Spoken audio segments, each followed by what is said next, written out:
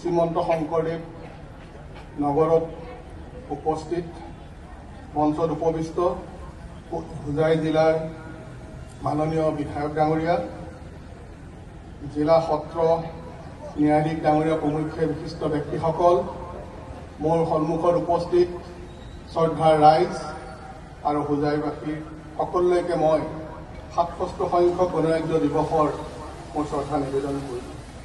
পৰম শ্ৰদ্ধাভাজন হোজাইবাসী ৰাইজ, জয় জয়তে আপোনালোক সকলোলৈকে আজি ভাৰতবৰ্ষৰ এই 67 সংখ্যক পবিত্ৰ গণৰাজ্য দিৱস উপলক্ষে মোৰ আন্তৰিক অভিনন্দন আৰু শুভেচ্ছা জনাইছোঁ।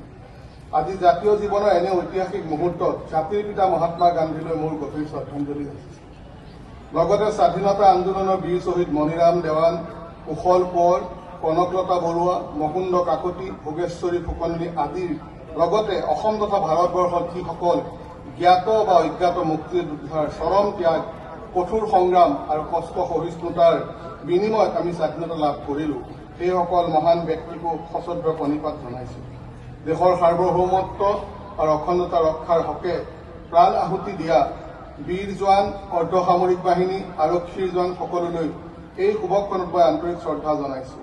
সীমান্তত অতন্দ্ৰ প্ৰহৰীৰ ভূমিকা পালন কৰি দেশৰ সুৰক্ষা আৰু সাৰ্বভৌমত্ব ৰক্ষাৰ কামত নিয়োজিত হৈ থকা জোৱানসকলক আন্তৰিক শুভেচ্ছা জনাইছোঁ। 1950